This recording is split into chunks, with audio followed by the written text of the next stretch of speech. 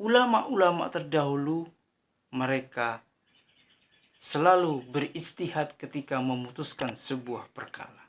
Ilmu fikih itu ilmu yang dinamis, mengikuti setiap perkembangan zaman.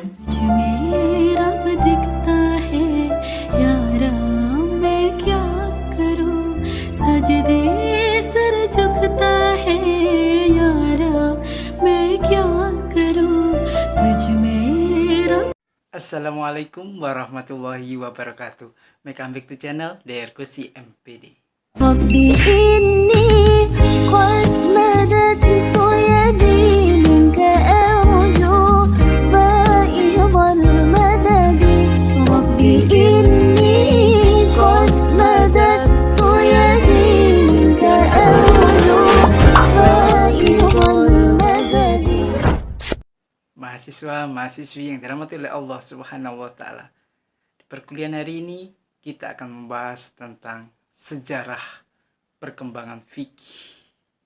Sekaligus saya akan join kolaborasi dengan seorang guru yang cantik, Ajak kenalan. enak dipandang mata, yang solihah. Tentunya keilmuannya sangat luar biasa di dalam menjelaskan tentang sejarah fikih. Tonton video ini sampai habis, jangan di-skip supaya memperoleh penjelasan yang mendetail dan sedalam-dalamnya di dalam memahami ilmu fikih. Itu kita langsung ke materi. Cek cus.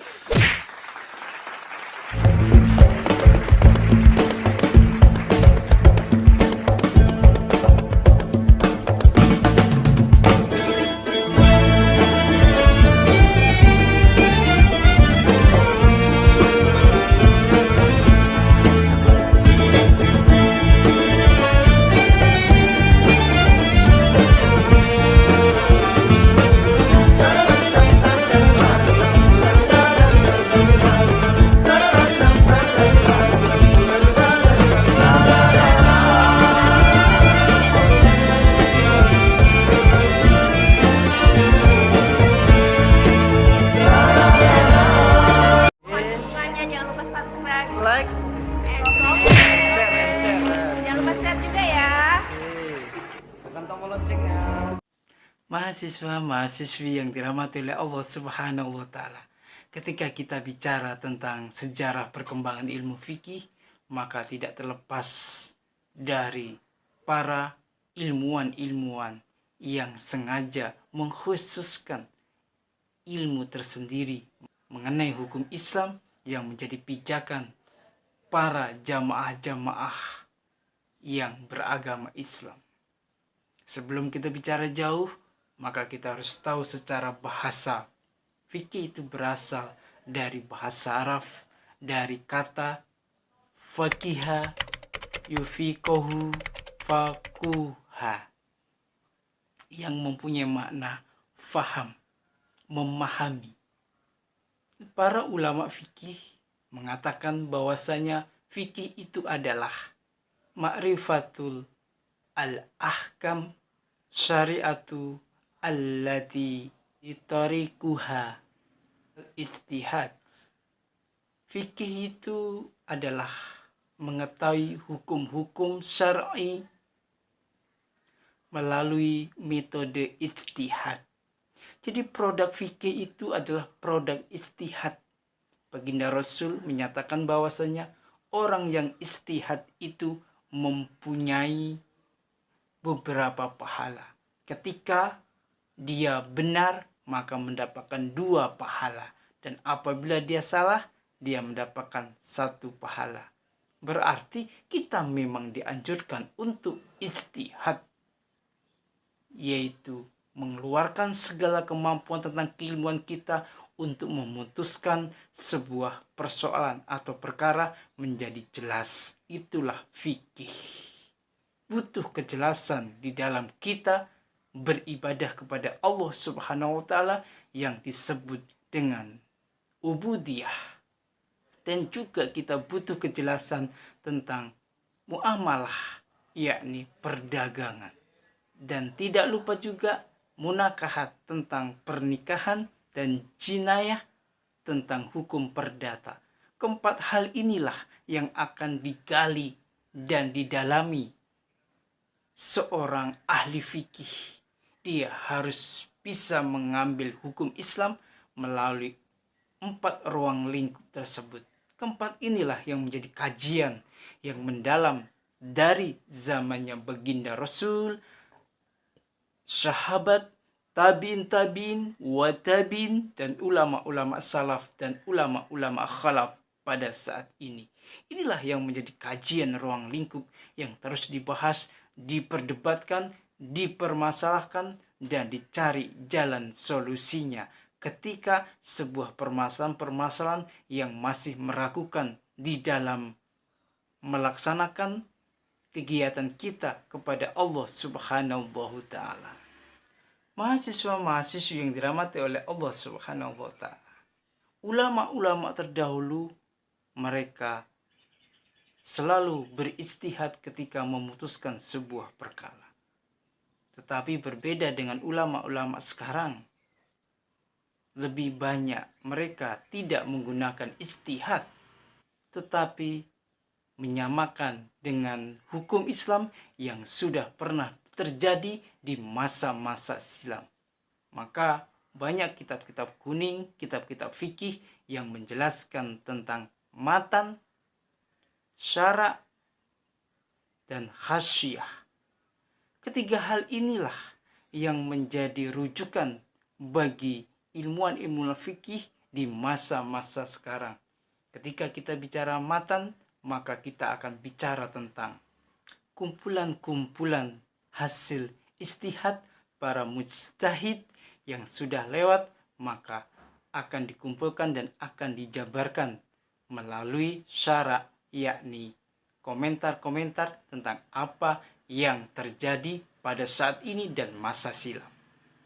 Setelah matan, maka disyarai oleh ulama-ulama fikih, yakni dikomentari terhadap apa yang sudah ada mengenai hukum-hukum Islam, disesuaikan dengan kajian-kajian Islam pada saat ini. Dan yang terakhir adalah khasyiyah, yakni dijabarkan kembali hukum-hukum fikih, hukum-hukum syariat sesuai dengan kekinian. Makanya ada istilah fikih kontemporer. Ini untuk menjawab persoalan-persoalan yang terjadi di zaman era modern sekarang ini, karena belum terdata hukumnya secara detail tentang persoalan-persoalan yang menyangkut tentang kejelasan hukum Islam, seperti bayi tabung yang sudah saya jelaskan. Zaman Rasul, zaman sahabat, zaman tabiin, ulama salaf yang berada di masa silam, tetapi muncul di era-era perkembangan tentang teknologi yang harus kita hukumi secara detail supaya kejelasan di dalam melakukan bayi tabung tersebut.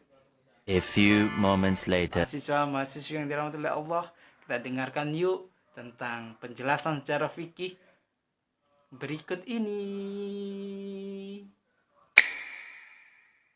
Ngomong-ngomong tentang ilmu fikih, pasti kalian juga bertanya-tanya, sebenarnya ilmu fikih itu munculnya sejak kapan sih? Jadi sebenarnya ilmu fikih itu ilmu yang dinamis, mengikuti setiap perkembangan zaman. Awalnya itu pada masa Rasulullah, kemudian dilanjutkan masa sahabat, kemudian dilanjutkan masa tadwin dan masa taklid. Yang pertama, masa Rasulullah. Masa Rasulullah itu ada 2 periode. Yang pertama periode Mekah, yang kedua periode Madinah. Ketika di Mekah, itu kan Rasulullah berdakwah selama 12 tahun dan itu pun pengikutnya baru sedikit. Otomatis ketika berada di Mekah itu Rasulullah belum mengajarkan tentang ilmu fikih. Beliau baru mengajarkan tentang ketauhidan saja, ya, biar mereka beriman. Jadi ilmu fikih belum berkembang saat itu. Pada periode yang kedua, yaitu periode Madinah, setelah Rasulullah hijrah ke Madinah, jadi ketika di Madinah orang-orang kan sudah beriman. Makanya ilmu fikih sudah bisa dipelajari saat itu. Yang pertama, itu Rasul sudah mengajarkan tentang fikih ibadah. Bagaimana cara beribadah itu, cara sholat, puasa, itu sudah diajarkan. Kemudian juga tentang pernikahan. Selanjutnya tentang talak. Kemudian tentang wasiat, jual beli, sewa menyewa, hutang piutang, dan transaksi. Itu semua sudah mulai diajarkan. Demikian juga dengan hubungan pemeliharaan keamanan dalam masyarakat. Contoh tentang kriminal, misalnya ada kasus kriminal, Rasul sudah mengajarkan bagaimana cara mengatasi atau hukum untuk perilaku kriminal tersebut. Jadi inilah awal dari perkembangan ilmu fikih. Masa yang kedua yaitu masa sahabat. Setelah Rasulullah wafat, maka dilanjutkan oleh para sahabat. Jadi saat itu kaum muslimin kan sudah memiliki rujukan ya, yaitu Al-Quran dan Sunnah yang ditinggalkan oleh Rasulullah.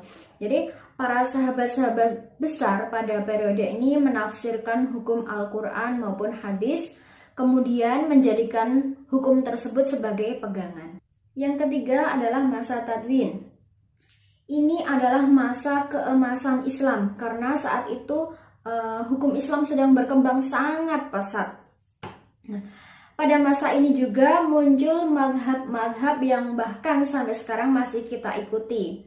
Ada 4 madhab besar yang muncul saat itu. Yang pertama, seperti kita ketahui, ada Imam Abu Hanifah. Yang kedua, Imam Malik. Yang ketiga, Imam Syafi'i. Yang keempat, Imam Hambali. Yang keempat adalah masa taklid. Yang dimaksud taklid adalah masa ketika semangat atau himmah para ulama untuk melakukan ijtihad ini mulai melemah. Kenapa kok mulai melemah? Karena ada beberapa faktor yang mendukung kemunduran tersebut. Yang pertama, keterbelengguan akal sebagai akibat hilangnya kebebasan berpikir. Jadi mereka udah kayak merasa terbelenggu. Akalnya sudah terbelenggu, jadi tidak ada kebebasan berpikir untuk mengembangkan ilmu pengetahuan itu tidak ada lagi. Yang kedua, hilangnya kecerdasan individu.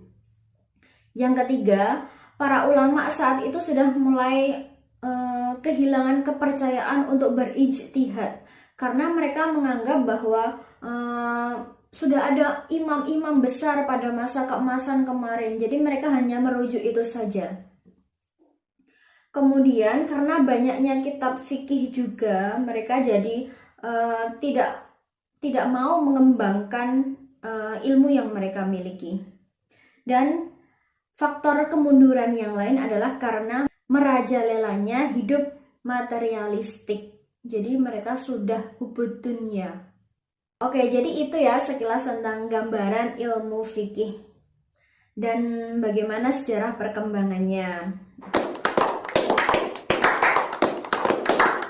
Ketika kita bicara tentang sejarah fikih, maka tidak terlepas dari keempat hal tersebut yang harus kita kaji, kita dalami secara detail, baik secara ubudiyah, muamalah, munakahat, dan jinayah. Keempat hal tersebutlah yang harus kita telusuri, kita kaji, kita bedah sampai bisa menjelaskan kepada jamaah, kepada masyarakat kita bagaimana hukum yang sesungguhnya tentang ilmu fikih itu sendiri. Demikian yang dapat saya sampaikan di perkuliahan hari ini. Semoga berkah dan manfaat. Apabila ada yang kurang mohon dimaafkan. Billahi taufiq wal hidayah wa ridha wal inayah. Wassalamualaikum warahmatullahi wabarakatuh.